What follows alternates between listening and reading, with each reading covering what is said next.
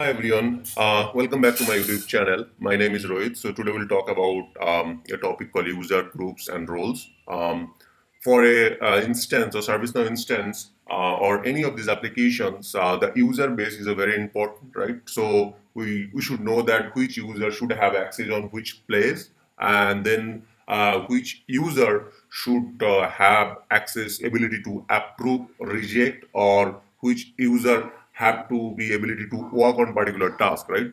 So in that, all those cases, user base is a very important, that which user is login and what they are doing to track that. So in ServiceNow also, they have a concept called user. So where all the user are stored in the user table.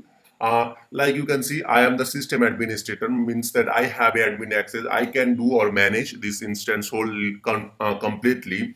Similarly, for a non-admin or a small user, the end user, they can only access particular tasks. They can only access or they can only approve particular tasks. So in that case, think about that. The user is a very important. So we'll talk about today that how the user groups and role are managing in and connecting with each other.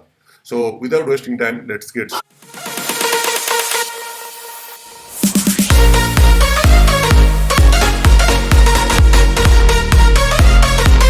To get all these users groups and role, you have to type users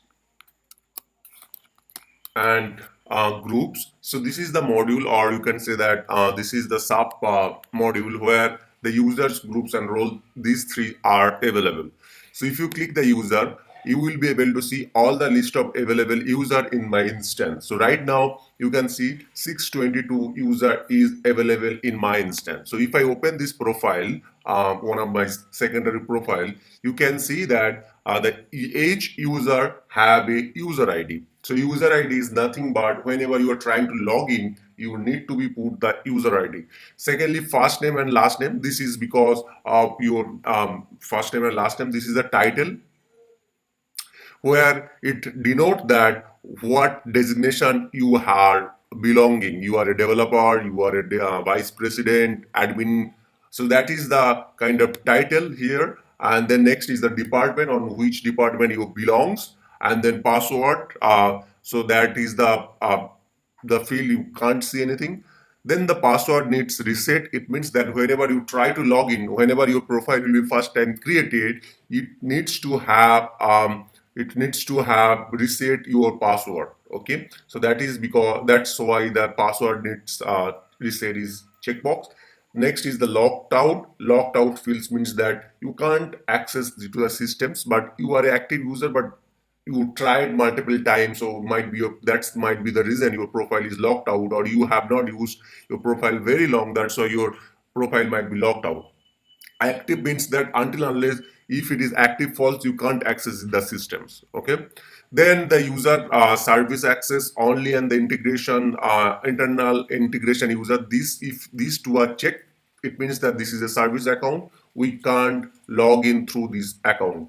Right side, you can see the complete name. Name is the combination of the first name and last name. Secondly, the email, and then company is the if you are managing the multiple company. If you see the bottom side, we have a roles, groups, delegates, skill, and the subscription. Roles means that, see, in a service now, if you want to get access in a particular module, you should have a particular role to access to the particular module or read or write. Okay, now role can be attached in a groups, or role can be assigned directly to a user. I can go to that user profile, directly click the edit, and I can give the user directly to any of this role. But ServiceNow recommended that recommend I can attach any of these role to this particular user. But the ServiceNow recommended that every role, or whatever the groups of role you want to put, assigned to a particular groups, and then the groups can be assigned to the user. Okay, so I can assign a group to a user, and groups contains the role, so the user will automatically inherit the role from the groups. So that is the one way you can see. Similarly, if you think about that, a organization, team A, maybe for example a team A have 10 member, right? So whenever a task will be created, the task will be assigned to a group, not a particular user, a groups. And then whoever will be available, maybe all the users are not available at the same time, right? So whoever will be available for that group, they will pick the task and then they will complete that. So that's the reason the group concept is coming. Delegates is my means that whenever you are going to a vacation or whenever you are not available, all your approvals or your assigned task can be done by your delegate. So that's the reason we can you can create the delegates. Okay, skills is that how what is the skills you have, that the skills also can be assigned to a groups. So if the group is assigned to you, automatically the skills will be inherited. Similarly, the subscriptions. So let's go back to that user first, and I'll create as a first user and show you that how it looks like.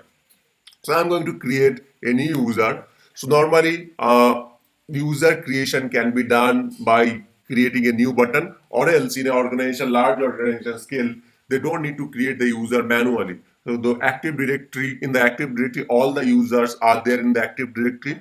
They automatically come from the Active Directory to the ServiceNow by integration. But today I'm just manually creating a user. So user ID is that test user. Okay, so I'm going to put that test.user. So that is my user ID. Whenever I will try to log in, I have to put the test underscore user. The name, first name is the test and second name is the user, and title I'll select IT technician, and department I'll select IT, and I'll select that password needs reset, and email address I'll select abc at the rate gmail.com, and then save that.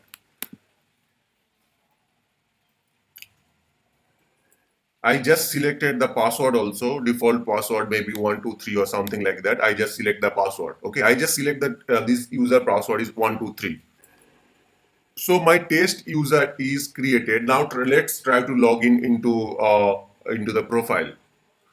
Now this is my incognito where I'm trying to log in with this user. So this is my user ID, and then password I have selected 123 because that's might be my default password. And then whenever I try to log in, you can see you will see a password changes page, because whenever in a user is creating, if the user by default said the password needs reset, they have to have reset their password, their own password, to access this to access this instance. If I remove and then try to log in, every time I have to put my current password and then I have to create a new password. Okay, so I can't log in to the default password. So that's the reason the password needs reset checkbox is on. So let's put my current, and I created a new password and just click the submit. Once I submit, you can see I am able to log in with the test user.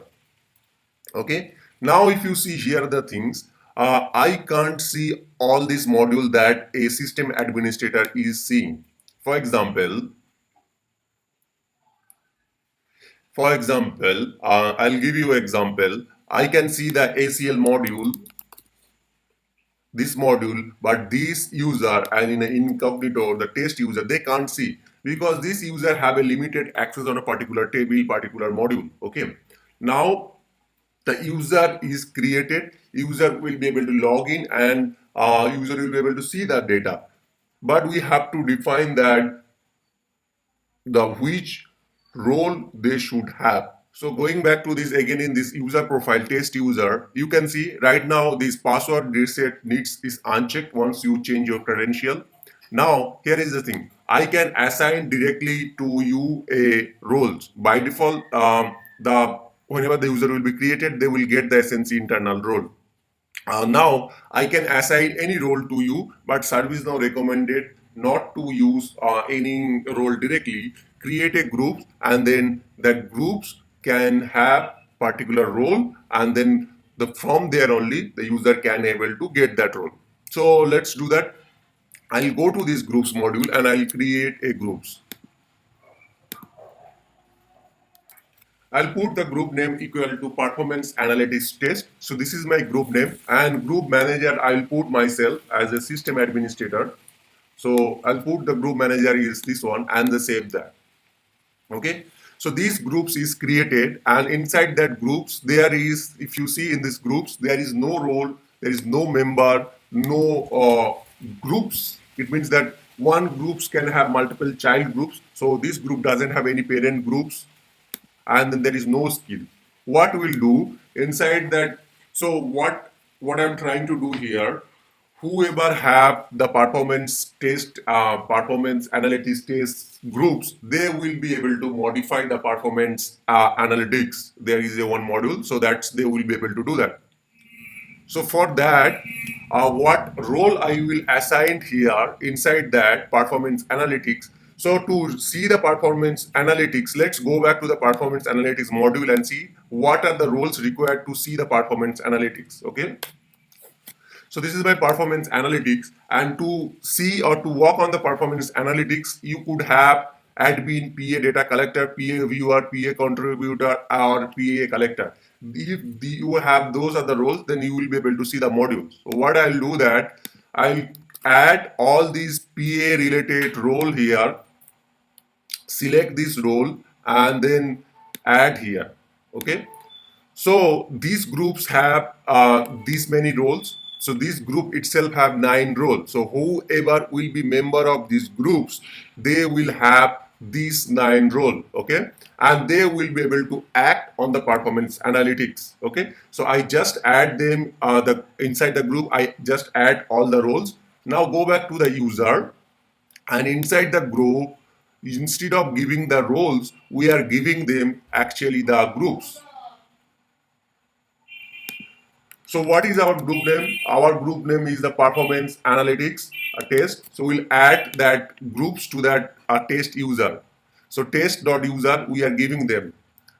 So once I give them role, if you go to the roles module, you will be able to see all these roles they have received, and these inherited.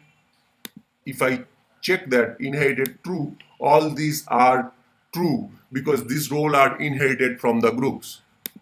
Now this is my incognito tab. So let's log out this user and log in. I logged out and logged in, because whenever you add the role or whenever you remove the role, you should logged out and logged in to reflect your access. I just logged out and logged in, and now I have a performance analytics groups, and all these related role is inherited. If I type to the performance analytics, I can see this module, all the module itself. So that's the way we can give the roles to a groups, and the groups can be assigned to the particular user. Even though if you think about that, I don't want to give, or for such a small thing, I don't want to create a groups. You can just directly go to the roles module and click edit. Right now, here is the interesting thing. I just want to show you that if you see in the role modules, I have a 10, I think I have a 11 groups available, but when I click edit, I can only see one roles, because others 10 role are actually inherited or came from the groups. If you want to remove that those roles, you have to remove from the groups. You have to remove the groups. You can't directly remove the roles which is inherited from the groups. So here is the thing. If you want to add a particular role, you can just go and edit and add the roles. The role will be added. And then similarly, you can click edit, and then you can remove that role easily to remove the roles. So here is the things. If I go to this roles module, you can create your own custom role for your case or your purpose. So you can click create a test role. This is the role, you can create that. So now this role can be, a role can have multiple child role. So one role can have multiple child role. So if you give the parent role to a user, automatically child role will be inherited from the parent role. Okay, so you created a, for example, you created a role called PA admin, like performance analytics admin, and inside that there is a 2 child role called performance designer and performance reporter. So if you give the performance analytics PA admin these two roles will be the performance designer and performance reporter role will be automatically inherited. So otherwise you can give them the role child role one by one. So whenever you create a roles, you can connect all the child role inside this parent role, and similarly you can instead of going to the user table, you can directly edit and add the user. Similarly, you can go and edit the groups and add the roles to directly groups. So that's it for today for roles, groups, and user creations. So if you have any comments or questions, please let me know in my comment sections. And if you like my video, please do like and subscribe to my channel. Thank you very much. Have a great day.